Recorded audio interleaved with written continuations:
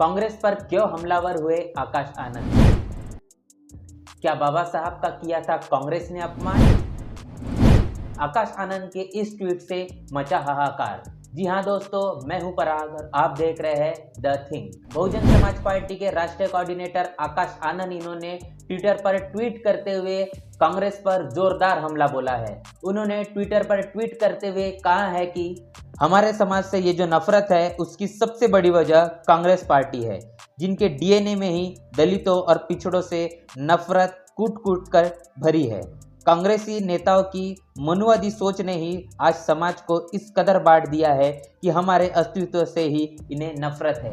Bahujan Samaj party के राष्ट्रीय coordinator Akash Anand अपने पहले ट्वीट से कह रहे हैं कि आज समाज के अंदर में जो नफरत है उसके सबसे बड़ी वजह यह कांग्रेस पार्टी है। साथ ही वो अपने ट्वीट से यह भी कह रहे हैं कि दलित, पिछड़ों और आदिवासियों नफरत करना उनके डीएनए में ही है और इस देश के अंदर में जो समाज बटा हुआ है उसका सबसे बड़ा कारण वो कांग्रेस को बता रहे हैं। और उन्होंने यह भी बात कही है कि कांग्रेसी जो नेता है उनकी मनुवादी सोच है, ये मनुवादी सोच के कारण वो हमारे अस्तित्व से ही नफरत कर रहे हैं। इस देश के अंदर में रहने वाले तमाम एससी, एसटी, ओबीसी, दलित, पिछड़े, आदिवासियों से कांग्रेस पार्टी के नेता नफरत करते हैं, उनके अस्तित्व से नफरत करते हैं। आज वर्तमान में हम देख रहे हैं कि चाहे फिर राजस्थान के इंद्र मेघवाल की घटना हो या यूपी की घटना हो, तमाम तो देश के अंदर में दलित, आदिवासी और पिछड़े के ऊपर में होने वाले जो अन्याय अत्याचार है, इस अन्याय अत्याचार का जो मुख्य कारण है, अगर कोई वजह होगी तो वह कांग्रेस पार्टी है। और कांग्रेस पार्टी में रहने वाले तमाम वो नेता है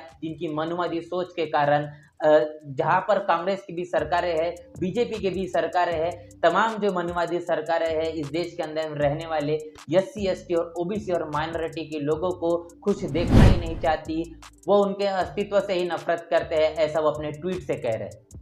तो अपने इस पहले ट्वीट में आकाश आनंद इन्होंने कांग्रेस पर बड़ा इल्जाम लगाया है और दूसरे ट्वीट में वो कह रहे हैं कि द रेडिकल इन अंबेडकर में लिखी इन लाइनों को पढ़कर खून खौल जाता है कि कैसे बाबा साहब की मृत्यु के बाद उनके शरीर को मुंबई लाने के लिए तत्कालीन प्रधानमंत्री नेहरू ने इजाजत तक नहीं दी और आखिरकार शेड्यूल कास्ट इंप्रूवमेंट ट्रस्ट ने बाबा साहब के अंतिम संस्कार का खर्च उठाया।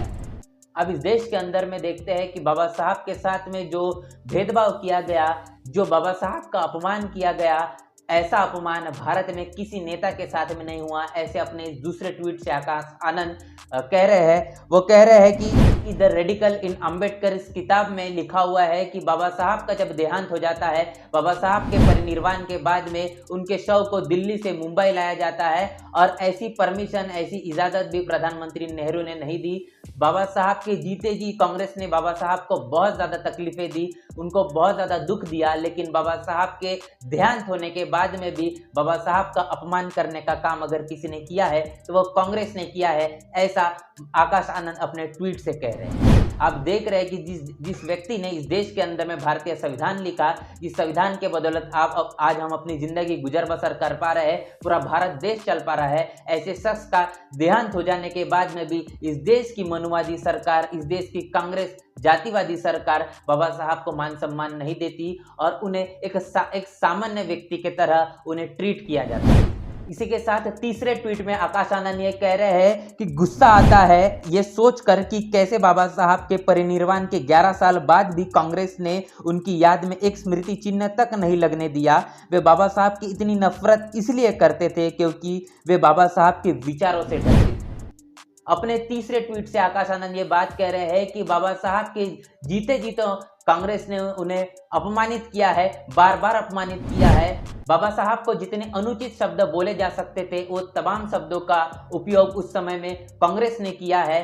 और साथ ही इतिहास के अंदर में बाबा साहब के साथ में जो अपमान हुआ, इस अपमान को देखते हुए आकाश आनंद ये कह रहे हैं कि मुझे गुस्सा आता है इस वाक्यों को देखते हुए, इस इंसिडेंट को देखते हुए कि जब बाबा साहब का देहांत हो जाता है उसके बाद में सार्वजनिक रूप से बाबा साहब का अंतिम संस्कार किया जाता है, उन्हें सही मायने में जो मान सम्मान देना चाहिए था वो मान सम्मान नहीं मिलता। और इतना ही नहीं तो बाबा साहब के देहांत होने के 11 साल के बाद में भी उनके स्मृति में कोई चिन्ह तक नहीं बनता। इतनी जातिवादी और मनुवादी जो कांग्रेस की सरकार रही जिसने बाबा साहब का बार बार अपमान किया है, ये बात आकाश आनंद ने अपने ट्वीट से कही है। और इतना ही नहीं तो उन्होंने ये भी कहा है कि ये जो कांग्रेस है ये बाबा साहब से इतनी नफरत इसलिए करती है क्योंकि बाबा साहब के जो विचार है इस विचारों से कांग्रेस बहुत ज़्यादा डरती है। वो डर जाती है इसी बात से कि बाबा साहब का जो ज्ञान है, बाबा साहब का जो नॉलेज है वो इतना अखंड है जिसके कारण कांग्रेस टिक नहीं पाती। बाबा साहब के विचारों से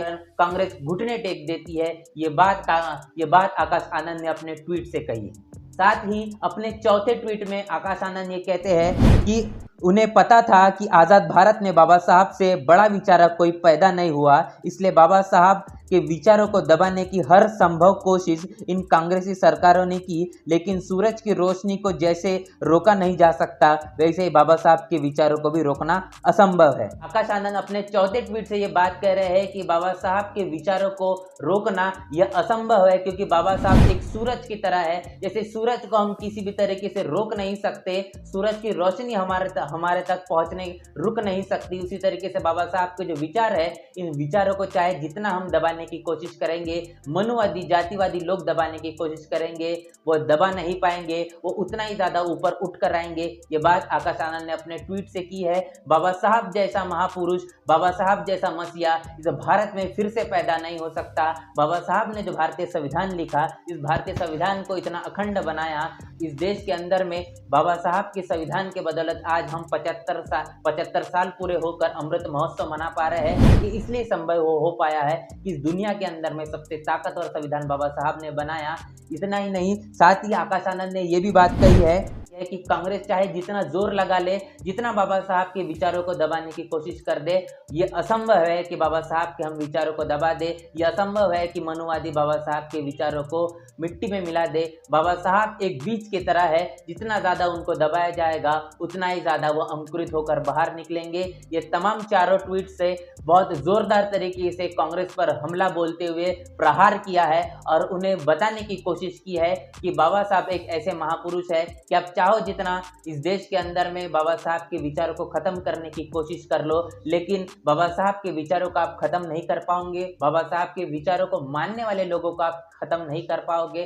कांग्रेस को ये आगाह करते हुए आकाश आनंद इन्होंने ये चारों ट्वीट किए हैं। आपको बता दें कि इतिहास के अंदर में अगर हम देखें तो समय समय पर बाबा साहब के साथ में जो कांग्रेस ने अपमान किया है, अगर हम देखें पूना पैक्ट को लेकर, तो बाबा साहब ने इस देश के अंदर में जो 2 वोट का अधिकार अनुसूचित जाति को दिया, उसका विरोध कांग्रेस और गांधी ने किया। और ऐसे समय के अंदर में बाबा साहब कहते हैं कि ये मेरे सामने जो खंबा दिख रहा है इसके ऊपर में आप मुझे अगर लटका भी दोगे तब भी इस पूना पैक्ट पे साइन नहीं करूंगा। मजबूरन बाबा साहब को रोते रोते उस पूना पैक्ट पर साइन करना पड़ता है। बाबा साहब को अगर खून के आंसू अगर किसी ने रुलाया है तो ये कांग्रेस है। इतना ही नहीं, तो बाबा साहब जब राउंड टेबल कॉन्फ्रेंस में जाते हैं उस समय के अंदर में सही मायने में शेड्यूल कास्ट का अगर कोई प्रतिनिधित्व कर रहा था तो बाबा साहब है, लेकिन वहां पर गांधी ने षड्यंत्र रूप से ये कहा कि इस देश के अंदर में रहने वाले जो अनुसूचित जाति के लोग हैं उनका अगर कोई सही मायने में प्रतिनिधित्व करता है तो वो मैं करता हूं। और तब बाबा साहब ने इस देश के अंदर में रहने वाले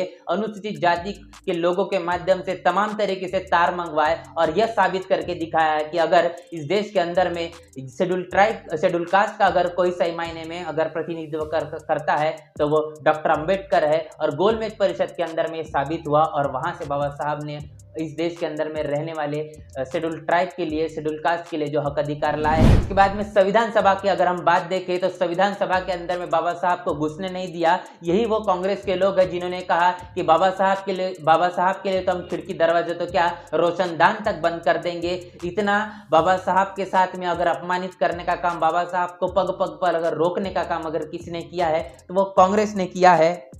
और जिस बात के ऊपर में बाबा साहब के परिनिर्वाण होने के बाद में भी कांग्रेस ने बाबा साहब को सही मायने में मान सम्मान नहीं दिया है। इतना ही नहीं, तो बाबा साहब के परिनिर्वाण होने के बाद में भी 11 साल के बाद में भी उनको किसी भी प्रकार का स्मृति चिन्ह नहीं दिया गया। बाबा साहब के देहांत के 35 वर्ष के बाद में उन्हें भारत रत्न दिया जाता है। अगर देखा जाए तो इस देश के अंदर में जितना अपमान बाबा साहब का हुआ है उससे उस तरीके से अपमान किसी भी नेता का नहीं हुआ है, किसी भी महापुरुष का नहीं हुआ है। तो बाबा साहब के खिलाफ शुरुआत से लेकर तो अंत तक के कांग्रेस रही है, उनके डीएनए में इस देश के अंदर में दलित पिछड़ों और आदिवासियों को अपमानित करना है। वो चाहते ही नहीं कि इस देश के अंदर में दलित पिछड़ा आदिवासी खुश रहे, वो उनके अस्तित्व से ही नफरत करते हैं।